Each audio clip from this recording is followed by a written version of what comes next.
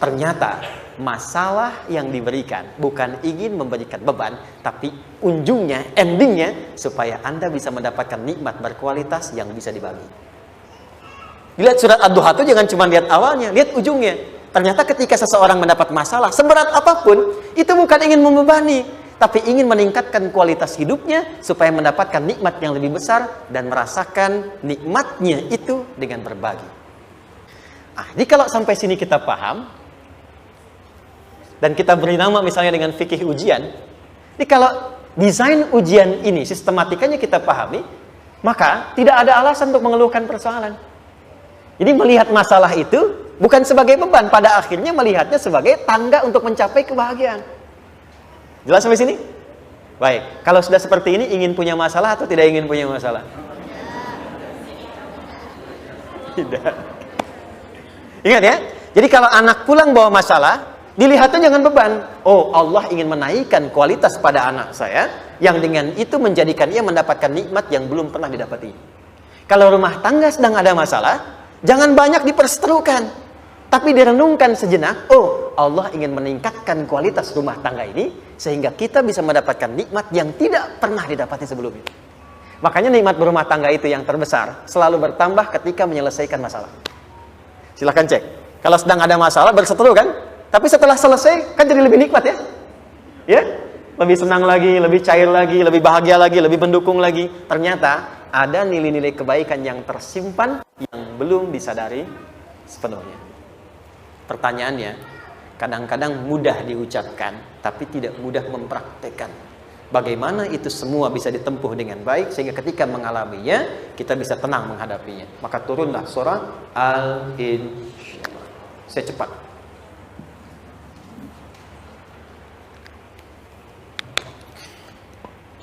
Teman-teman, ini apa? Kelas ya? Baik, pelan-pelan sedikit. Kira-kira volumenya besar kecil? Kecil ya? Baik. Kalau saya bandingkan dengan gayung, volumenya besar mana? Gayung ya? Baik.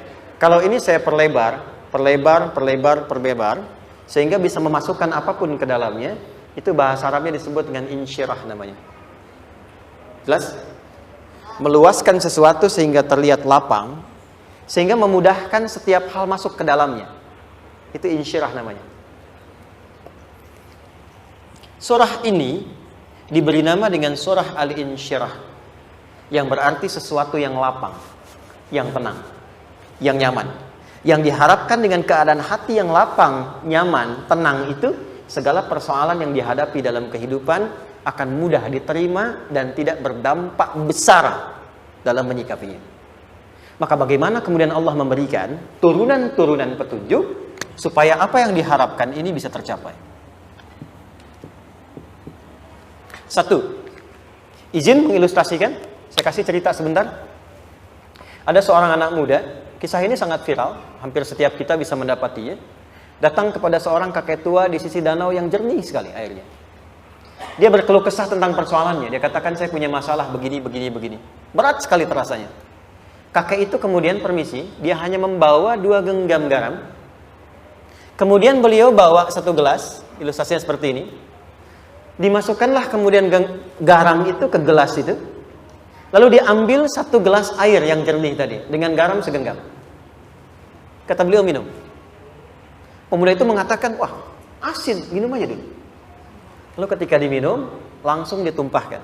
Dia muntahkan, asin katanya. Lalu setelah itu kakek yang tadi melepaskan segenggam sisanya, dilempar ke danau tadi yang luas. Lalu diambil lagi dengan gelas yang sama. Sekarang minum. Bagaimana rasanya?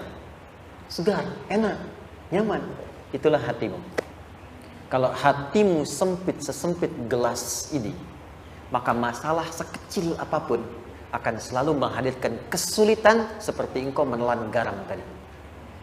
Tapi kalau hatimu luas, sebesar apapun masalah, tidak akan pernah berdampak pada dirimu kecuali engkau mampu menyusun rencana untuk mengatasinya. Kelapangan hati yang membuat diri kita mampu menerima persoalan apapun, itu yang disebut dengan insyirah. Makanya dulu tahun 90-an ada sinetron Hati Seluas Samudra, gitu ya. Saya pernah tahu itu. sama anaknya diapa-apain juga, masih aja ya menerima gitu. Dulu siapa ya, Jeremy Thomas dan lain-lain ya, saya kira ada gitu ya, saya kira itu ya. Saya pernah lihat sejenak ya, saya jarang-jarang nonton itu, pernah lihat aja. Saya senang riset. Jadi kalau riset itu ada riset dakwah, ada riset materi. Saya teman-teman yang musik gitu ya, saya tidak terlalu dekat dengan musik karena saya di Quran gitu. Tapi untuk mengetahui hukum musik itu bagaimana, saya riset. Sampai ke notasi saya tahu. C, D, F, G, A, B, C, G, A, B, C, D, F, G, D, F, G, A, B, C, D, A, B, C, D, F, G, A, F, G, A, B, C, D, E, B, C, D, E, F, G, Ais, B, F, G, Ais, B, C, D, Ais, Fis, C, D, Ais, B, G, Ais, B, Cis. Gitu kan ya? Ya? Tapi kalau diminta piano, gitar, ini saya nggak bisa. Ya, tapi untuk menentukan hukum, nah kita bisa paham gitu. Misalnya boleh nggak baca Quran pakai langgam Jawa gitu kan? Nah hukumnya apa? Nanti dari teori itu muncul. Ya, paham ya? Nah, oke, balik sini. Perhatikan baik-baik. Satu, saya agak cepat. Ini ditafsir langsung turun Al-Insyirah. Yang pertama, alam nashrah laka sadrak wa wada'na anka wizrak allazi anqadha dhahrak. Tahan sampai sini dulu, 3 ayat. Saya mulai dari ayat kedua dan ketiga. Perhatikan baik-baik.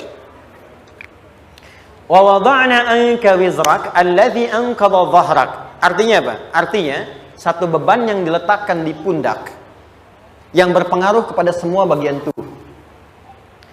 Kita pernah melakukan atau melihat yang angkat beban ya? Beban kan semakin berat diangkat, semakin terasa ke bagian tubuh ya, ke semuanya. Nah, itu namanya wizrak alladzi anqadha dhahrak. Beban yang dipikul yang berat sekali sampai semua merasa. Makanya jadi satu ungkapan dengan mengatakan dia sedang memikul beban yang sangat berat. Sampai kepalanya pusing, tidur nggak nyaman, miring kanan, miring kiri. Itu namanya ya allazi anqadha dhahrak. Satu. Saya percepat, akan ada satu masa dalam hidup setiap hamba merasakan satu persoalan yang seakan-akan beban berat yang dipikul sampai merasa kesulitan dari ujung kepala sampai ujung kaki. Siapapun itu.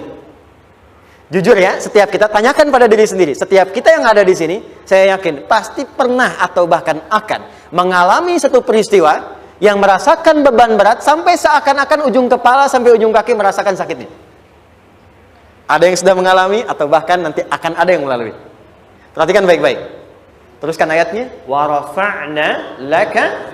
Perhatikan. Kalau ada yang sedang merasakan itu, yakinlah kata Allah, pada saat itu sesungguhnya Allah sedang mengangkat derajatnya dan meningkatkan kualitas hidupnya untuk mencapai sesuatu yang istimewa yang belum pernah diraihnya. Dari sini kita buat persamaan. Ujian. Tadi kan? Berbanding lurus dengan harapan. Banding lurus dengan solusi nanti pada akhirnya. Fokus. Lulus di sini, insya Allah setiap persoalan akan lebih mudah untuk diatasi. Ujian, seberat apapun yang sedang kita alami, tidak akan pernah diberikan kepada kita oleh Allah, kecuali ternyata hikmahnya untuk mengabulkan harapan-harapan besar yang sebetulnya kita mintakan. Jujur ya, setiap kita kan sering punya permohonan ya, sering berdoa ya, ya Allah minta ini, minta itu, minta ini, minta itu, gitu kan? Nah, cara Allah mengabulkan harapan kita itu, yang pertama, jalurnya lewat ujian. Karena semua kesuksesan itu, desain dasarnya adalah melewati ujian. Coba, anak-anak kita yang sedang sekolah itu, apa mungkin di wisuda dengan penuh kebahagiaan kalau nggak mengalami ujian? Hah? Lewat ujian dulu kan? Dia belajar dulu, ujian dulu, ngatasin soal dulu, lulus, baru wisuda. Apakah mungkin akan dapat IPK 4 yang diharapkan kalau tidak mengalami ujian? Belajar dulu, ya kan? Ada waktu, sempat dia bangun malam, siang, dan seterusnya belajar, keringat dan sebagainya, baru bahagia kan? Dan ternyata belajar itu untuk diwisuda. Sebab kalau kita tidak belajar, mustahil dapat wisuda. Kalau tidak lewat ujian, mustahil dapat ijazah. Karena ternyata harapan itu, hukum dasarnya dalam berkehidupan, bisa diraih dengan melewati ujian. Ini poinnya.